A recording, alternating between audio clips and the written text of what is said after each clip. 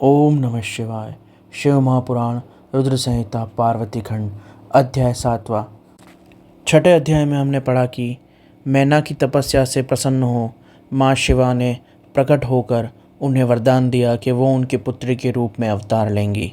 आगे की कथा सुनाते हुए ब्रह्मा जी कहते हैं, नारद, मैना के सामने महातेजस्विनी कन्या होकर लौकिक गति का आश्रय लेकर जगदम्बा भवानी क्रंदन करने लगी, रोने लगी। उसका मनोहर रुदन सुनकर घर की सब स्त्रियां हर्ष से खिल उठी और बड़े वेग से प्रसन्नतापूर्वक वहां पहुंची। नील कमल दल के समान श्याम कांति वाली उस परम तेजस्विनी और मनोरम कन्या को देखकर गिरिराज हिमालय अतिशय आनंद में निमग्न हो गए। उसके बाद सुंदर मुहूर्त में मुनियों के साथ हिमवान ने अपनी पुत्री के काली आदि सुखदायक नाम रखे। देवी शिवा गिरिराज के भवन में दिनों दिन बढ़ने लगी, ठीक उस तरह जैसे वर्षा के समय गंगा जी की जल राशि बढ़ती है। जिस प्रकार शरद ऋतु में शुक्ल पक्ष में चांदनी बढ़ती है, उस तरह जगदम्बा भवानी बढ़ने लगी। सुशीलता आदि गुणों से संयुक्त तथा बंधुजनों की प्यारी उस कन्या को कुटुंब के लोगों ने अपने कुल के अनुरूप पार्वती नाम से पुकारा। उनकी माँ मैना ने उन्हें उमा नाम से पुकारा, इसलिए वह सुंदर मुख वाली गिरिराज नंदिनी आगे चलकर लोकों में उमा नाम से विख्यात हो गई। नारद, उसके बाद जब विद्या के उपदेश का समय आया, तब शिवा देवी अपने चित्त को एकाग्र करके बड़ी प्रसन्नता के साथ श्रेष्ठ गुरु से विद्या पढ़ने लगी।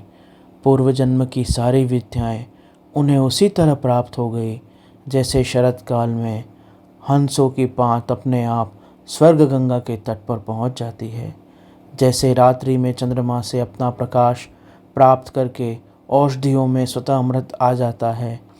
उसी तरह माँ जगदम्बा भवानी को सभी विद्याएं आ गई।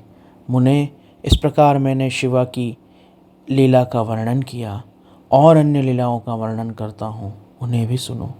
एक समय की बात है, तुम भगवान शिव की प्रेरणा से प्रसन्नतापूर्वक हिमालय के घर गए। मुने नारद, तुम शिव तत्व के ज्ञाता और उनकी लीला के जानकार हो। नारद, गिरिराज हिमालय ने तुम्हें अपने घर पर आया देखकर प्रणाम करके तुम्हारी पूजा की और अपनी पुत्री को बुलाकर उससे तुम्हारे चरण प्रणाम करवाया। मुनीश्वर, फिर स्वयं ही तुम्हें नमस्कार करके हिमाचल ने अपने सौभाग्य की सराहना की और मस्तक झुकाकर हाथ जोड़कर तुमसे कहा। हिमवान ने कहा, मुनि नारद, ब्रह्मपुत्रों में श्रेष्ठ ज्ञानवान प्रभु, आप सर्वज्ञ हैं और कृपापूर्वक दूसरों के उपकार में लगे रहते हैं। मेरी पुत्री की जन्म कुंडली में जो भी गुण दोष हों उसे बताइए। मेरी पुत्री किसकी सौभाग्यवती प्रिय पत्नी होगी, उसका भाग्य कैसा है, यह आप अवश्य बताइए। ब्रह्मा जी कहते हैं, मुनि श्रेष्ठ नारद, तुम बातचीत में कुशल और कौतुकी तो हो ही।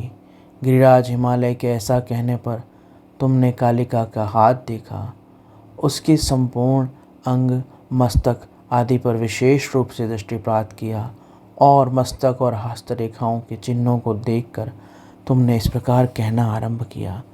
नारद जी बोले, शैलराज और मैना, आपकी यह पुत्री उमा चंद्रमा की आदि कला के समान बड़ी है। इसमें समस्त शुभ लक्षण हैं। इसकी शोभा बहुत सुंदर है। यह अपने पिता और पति के लिए अत्यंत सुखदायिनी होगी। यह माता, पिता और पति दोनों कुल की कीर्ति को और मान सम्मान को बढ़ाएगी। समस्त संसार की नारियों में यह परम साध्वी और सज्जनों की सदा महान आनंद देने वाली होगी। गिरिराज, तुम्हारी पुत्री के हाथ में सब उत्तम लक्षण विद्यमान हैं, केवल एक रेखा विलक्षण है। उसका यथार्थ फल सुनो। इसे ऐसा पति प्राप्त होगा जो योगी हो, दिगंबर हो, निर्गुण हो, निष्काम हो, उसके कोई माता पिता न हो, उसे मान, अपमान, सम्मान आदि का कोई ख्याल न रहेगा और वह सदा एक अमंगल वेश धारण करेगा, दिगंबर रहेगा। ब्रह्मा जी कहते हैं, नारद, इस प्रकार तुम्हारी बात को सुनकर और उसको सत्य मानकर मैना और हिमाचल दोनों पति पत्नी दुखित हुए, परंतु जगदम्बा शिवा तुम्हारे इन वचनों को सुनकर और लक्षणों द्वारा उसका अनुमान लगाकर भगवान शिव को पति मानकर मन ही मन हृदय में प्रसन्न हो उठी, हर्ष से खिल उठी। इस प्रकार शिव महापुराण रुद्र संहिता अध्याय 7वां यहाँ पर संपूर्ण हुआ। शेष अगले अंक में। ओम नमः शिवाय।